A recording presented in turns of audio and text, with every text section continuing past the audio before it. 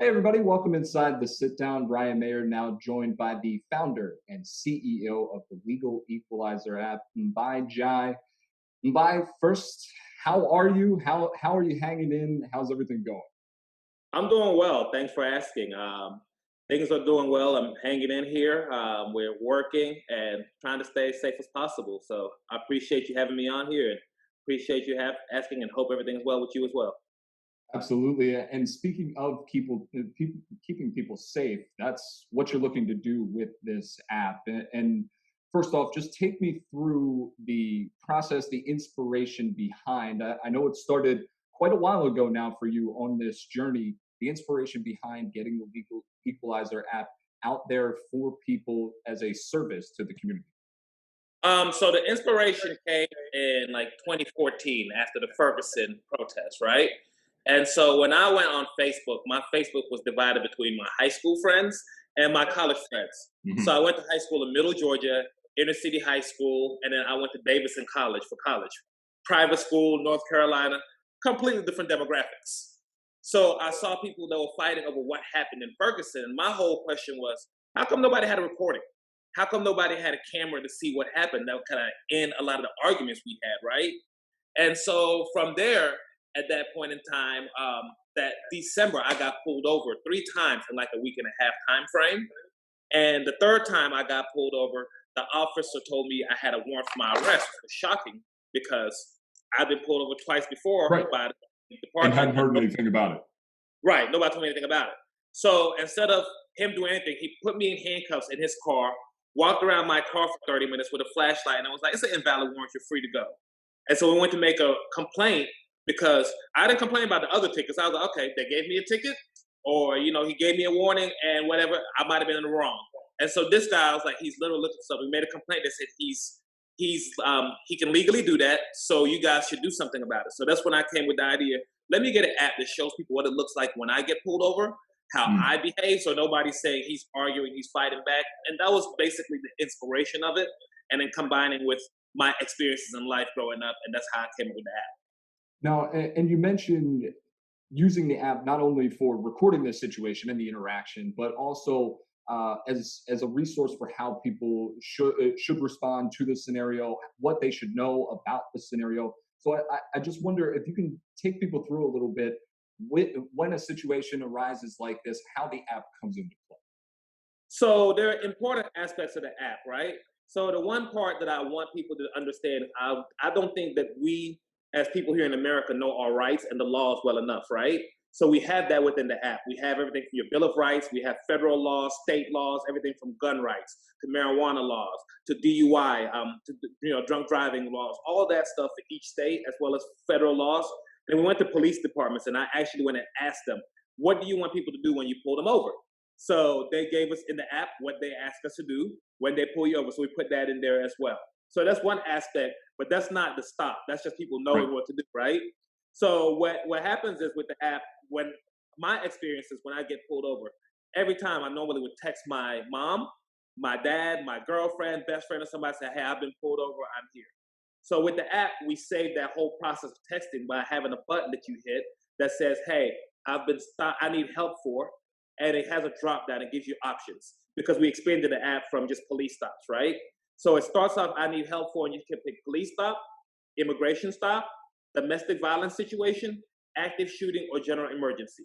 It then would send a text to 5 people that you've picked ahead of time that would then let them know your exact emergency and your location and what to do in that situation. And so that's the first step, and that takes no more than 5 seconds to literally hit Right. that button, tick it, and your people have that with the location. Now we then give you an option of the next 2 steps. You can have either recording it, where you can record the app, and the recording stays within the app. So even if something happened to your phone, all you have to do is go back in, log in, and you'll still have the video there, right? But the newest update that we have, which makes our app a little different, is that we now allow you to have 5 witnesses in real time. Mm. So now you can hit a button and it sends those same 5 people a text with a Zoom link. And so by the time that officer's at your door, you have 5 people you've picked that are going to listen to exactly why you got pulled over, and they're going to be recording it on Zoom as well. And so now you have 5 witnesses, and it's accountability on all sides for everybody. If the officer pulls you over speeding, gives you a ticket, lets you go. Great job, officer. Thank you. Yep. Have a great day. If the officer pulls you over speeding and starts asking you why you're in the neighborhood, what are you doing, where you going, all those other questions, that's not why he pulled you over. And you have 5 people that are going to witness that now. Now, one of the aspects that I wanted to get into with you as well is what you mentioned there. You spoke to police departments. You went and spoke to officers saying, okay, how do you want people to respond in these situations? If you pull me over, if I emerge on the scene, if I show up to a scene of domestic violence, whatever the case may be, you spoke to the officers to get their input, and that's in there as well. So when it came to those discussions and what you were bringing to the table from the app side and what they were bringing to the table from what they would like to see from the citizenry, how did those discussions go? What was the receptive nature of the police that you spoke to? So it was different with different officers, different departments, right? And so the main thing to get them is that, hey, this is an anti-police, correct? This is Right. this is pro-accountability. And this is actually something that's going to be designed to help your officers that are maligned because you have a few officers that are doing the wrong thing. Because most police chiefs that I spoke with, most police departments will tell you, hey, the majority of officers are great guys, great women that come in here, they sacrifice their time, they're helping out our community. It's a few knuckleheads. And so when we discuss it, I'm like, this is a way where you can hold those knuckleheads accountable, correct? Sure. And so that's where they're kind of agreeing. And so I then had to, listen and shut up and listen to them and explain, their jobs, the laws and rights they know. And so people argue with police all the time about things that we don't know, right? And so these are things we have in the app that we let people know, because people will always argue, well, I don't have to get out of the car if the cop tells me that, right? But you're like, actually, that's a law. If they Right. tell you, yep, you have to step out. So just step out, then let's not have that fight. So it's going back and forth. Obviously, we had some departments that were like, yeah, we welcome people recording our officers. We want to know what's going on. And then some that didn't want that change as fast. Sure. They were like, okay, we need to see how this works out. We need to see how the process goes along. And so it's a dialogue that we have, but I realized that I can't build this out without having that side at least coming here and working with us on it as well.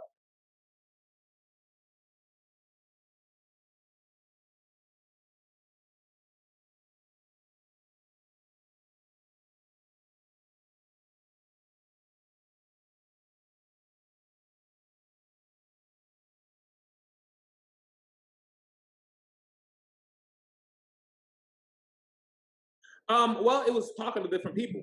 So when it started, the policing, like this was more of a personal idea because it was something that affected me. Policing, policing, policing. And then around the 2016 election, when you saw Trump got in and he was talking about immigration, and you saw the ICE rates go up. And I live in Atlanta where ICE rates were up 80%. And you started seeing that. And I'm an immigrant myself. So I come from a family of immigrants. So my whole goal is I went and spoke to a few groups that at first were still dealing with the police, and they were like, hey, we're dealing with these ICE raids. We don't know our rights. We don't know the laws. And we're having our families are being separated. Is there any way we can get help to at least give us a fair chance where we can fight this in court and maybe, go back and get everything done legally, correct? And so that's where I was like, okay, yeah, we can put the ICE in. That's what you guys are asking for. Went and spoke to a group, and it was a domestic violence group. And they were the ones that let us know, hey, this button for the police is real great. But most people in domestic violence situations have a family member or friend that knows they're in that situation. Mm. How about add a button that tells them, hey, I'm in that situation. You can hit it quietly so the abuser doesn't know, and tells them, if you don't hear me from a minute, call 911 with the exact location. And they were like, that could save somebody's life. Where now you're not calling somebody, and the abuser hears you making that call. You're not doing that. It's a quick push. 5 people have that. They know it's a situation that is scary. If they don't hear from you, hey, 911, here's the address, here's what's going on. And so I just added it. Same thing with the active shooting was after Parkland shootings. Yep. So it's just if somebody says, hey, there's something there and it's an easy fix that we can have that's not going to be a big change, and we can make that fix that helps more people. That was the whole goal. Now, and this app, not only from those particular areas you mentioned with some of the raids that have gone on here over the last couple of years, but also from the police stops aspect, it seems even more relevant today in 2020, unfortunately, due to some of the events that we've seen play out during the course of this year. And I know you just spoke to the fact that this isn't about a making cops bad or making them seem bad thing. This is trying to keep everybody safe in the situation. So when it comes to these conversations that we're having as a society, revolving around police brutality reform and how everyone needs to interact in these situations, where do you find your app fitting into those discussions? So I hope the app does. I hope it changes the behavior Mm, of different people, right? Because we're so conditioned to have certain behaviors in certain situations. I knew I grew up having to talk from my mom about what to do with police when I was like 10 years old. You know, like how to behave, how to do these things. And we've seen so many people that have that as well. And it's like, okay, I forfeit all my rights. I forfeit everything that's been given to me under the Constitution. And I understand as a parent, that's what they're saying because you don't know if that situation could turn deadly. But then you look at situations where people have done that and gotten themselves entangled in the justice system. You know, and some people say, go fight it in court. Okay, you've seen people go fight it in court. Now you have a felony. Now, how are you going to go get that job you wanted? How are you going to get the school that you wanted? Like, so there's consequences for that. So the goal of this app is where eventually when police pull you over, they know that 5 people are going to be watching them. They're going to be on their best behavior. And hopefully you're going to be on your best behavior because I don't think you're going to do anything bad to an officer when your mama's watching you. right, Right? right. You know? And so that's the goal I want. I want the interaction between those groups to change where there's some sense of, okay, here's the behavior that's now changing between us. And the safety for everybody involved in the situation. Right, exactly. A key point there for Exactly. you. And you mentioned the legal aspect of things too, and I've been reading a bit on some of the things that you've been talking about for the future of the app, and one of those areas is in providing an opportunity for some legal assistance on the spot for people Absolutely. through the app. So take me through what the conversations have been like in trying to develop that, because this is obviously tough in a scenario where you're talking about people across all 50 states and then potentially globally as well.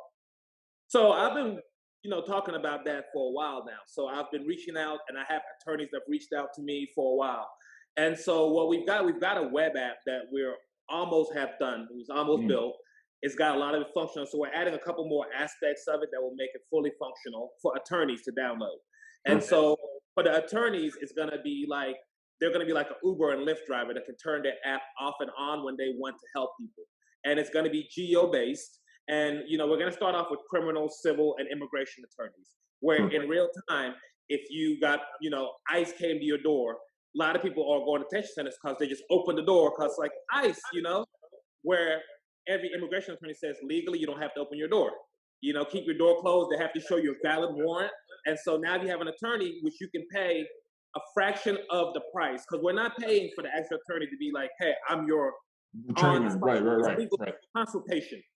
So it's legal consultation. And so what is you're going to have a legal attorney give you consultation on the spot and say, hey, I slit your door. Don't open that door. Okay. They said they have a warrant. Ask them to slide that warrant and let me see that warrant through the Zoom video so I can see if it's valid. If it's valid, then you have, Right. follow it. If not, then here's your options. Same thing with traffic stops, Hey, I'm going to listen to why the police officer told you that they pulled you over. After that, I will tell you what my legal, consultation would be. And for the attorneys, what that's going to do is going to provide them with access to clients that normally wouldn't have. Because the big issue is 90% of America probably can't afford attorneys when they need them. Mm, And so this is a way where attorneys can make extra money and people don't have to pay thousands and thousands of dollars for those attorney fees. And then on their end, hey, let's say I do call you and let's say I do get a ticket or I do go to jail. Who do you think I'm going to call back to represent me when I right. go to court now, right? And like I told the attorneys, all you need is one video to go viral of you there and be like, hey, Mr. Such and Such, Mr. Smith got me off. The police thought he had me hemmed up. I was like, that's your free advertisement right there as an attorney as well. So the talks there have been good. They're kind of excited about it because there's nothing that's been like this that they've seen before. And so it's just getting it done. And we've got them all across the country that we have signing up, and eventually she's going to be getting them, state by state, um, depending on the type of legal work they do, as immigration, civic, or Sure. criminal. So topic by topic like that as well. And of course where they're licensed to practice and Right, all of right, those sorts of things. So exactly. so we talked a little bit before about the events of this year, and it's been such a difficult year for the entirety of the country. It's not just been one particular area. And I wonder, as you look at your app and its space within this particular discussion, have you seen an increase in interest over time during the course of this year for your app? Yeah, unfortunately, that's what happens. Whenever we have some of Yeah. those incidents, we always get a spike in download and an interest and all of that. And so that's kind of the point of the app for me is I got kind of us being so reactive to stuff, and I felt this was a way of being proactive, right? Sure. So like I tell people all the time, when I think about the video of like Sandra Bland, a few years ago, who the traffic stop got asked to, get pulled out because she didn't put out her cigarette. I imagine what would happen if her mom and her sister and her dad were watching that stop and they had a video of that. I don't think she stays in jail for 3 or 4 days, for anything to happen to her. And so that's where I'm thinking about, okay, instead of having those reactions and those things, I want it where, okay, we don't even have to go that far. Where, cool, officer, calm down. She's got her loved ones here, you know. Sandra, calm down, put out the cigarette. Okay, I understand it's not that. And so it's one of those where hopefully it could not have where it gets to that point. And that's the whole goal.